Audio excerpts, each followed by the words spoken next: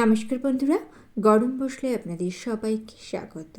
ভীষণই টেস্টি সম্পূর্ণ নতুন ধরনের নিরামিষ ফুলকপির একটা রেসিপি নিয়ে চলে এসেছি। চলে যাই রেসিপিতে। কড়াইতে 1/2 লিটার জল আমি গরম করে নিয়েছি আর একটা মাঝারি সাইজের ফুলকপিকে একটু বড় করে কেটে নিয়েছি। কেটে রাখা ফুলকপিগুলো গরম জলের মধ্যে দিয়ে দিলাম। গরম জলে দিয়ে ফুলকপিগুলোকে কিন্তু বেশিক্ষণ রান্না করব না, জাস্ট 2 মিনিট ভাপিয়ে নিয়েছি। 2 মিনিট পর একটা স্ট্রেনারের মধ্যে ফুলকপিগুলোকে তুলে নিলাম। কড়াইতে 4 থেকে 5 চামচ সর্ষের তেল ভালো মতো গরম করে নিচ্ছি। এই সব রান্না সর্ষের তেলেই ভালো হয়, অসুবিধা থাকলে সাদা তেলে রান্নাটা করতে পারেন।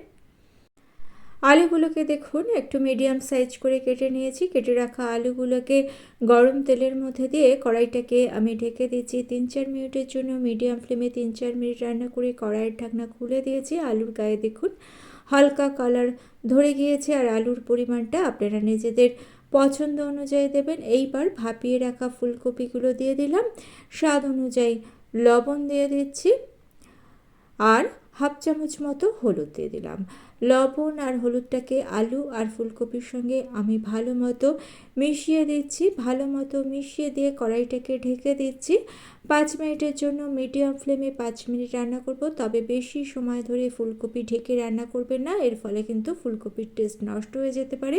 5 মিনিট পর কড়াইয়ের ঢাকনা খুলে দিয়েছি আর মাঝখানে কিন্তু একবার আমি ঢাকা খুলে নাড়াচাড়া করে দিয়েছি। এইবার আরও 2 মিনিট মতো আলু আর ফুলকপিটাকে ঢাকা ছাড়া আমি একটু ভেজে নিলাম। দেখুন ফুলকপির গায়ে হালকা কালার ধরে গিয়েছে। এই রকম হালকা কালার ধরা পর্যন্ত আলু ফুলকপি ভেজে নেবেন, রান্নার টেস্টটা খুব ভালো হবে। আলু আর ফুলকপিগুলোকে আমি তুলে নিলাম। ওই তেলে গোটা গরম মশলা আমি ফোড়ন দিয়ে দিলাম। গরম মশলাগুলোকে একটু ক্রাশ করে নিয়েছি, এলাচ, দারচিনি আর লবঙ্গ দিয়ে দিয়েছি।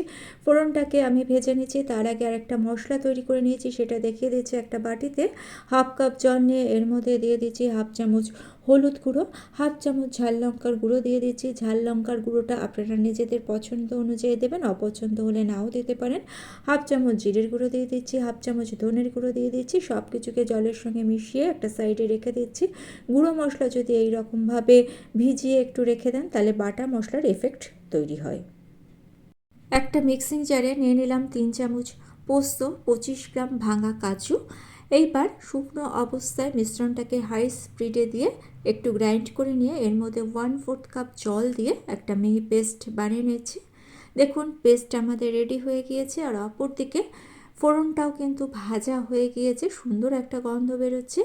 মশলার যে পেস্টটা বা মিশ্রণটা তৈরি করে রেখেছিলাম সেটা দিয়ে দিলাম। মিডিয়াম ফ্লেমে 2 থেকে 3 মিনিট মশলাটাকে আমি কষিয়ে নিচ্ছি। 2-3 মিনিট মশলাটাকে কষিয়ে নিয়ে এর মধ্যে পোস্ত আর কাজু বাদামের যে পেস্টটা তৈরি করেছিলাম সেটা দিয়ে দিলাম। ভালো করে মিশিয়ে নিয়ে মিডিয়াম ফ্লেমে কিন্তু মশলাটাকে খুব ভালো করে কষে নিতে হবে। সামান্য একটু চিনি দিয়ে দিলাম, একটু লঙ্কা দিয়ে দিলাম। ঝাল, লবণ আর মিষ্টিটা নিজেদের টেস্ট অনুযায়ী দেবেন। মশলাটাকে খুব ভালো করে কষতে হবে।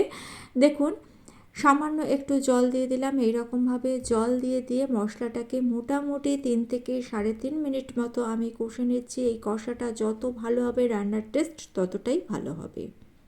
2 কাপ গরম জল দিয়ে দিলাম, তাই লবণ অ্যাড করে দিচ্ছি আর কড়াইটাকে ঢেকে দিচ্ছি যতক্ষণ না গ্রেভিটা ফুটতে শুরু করে।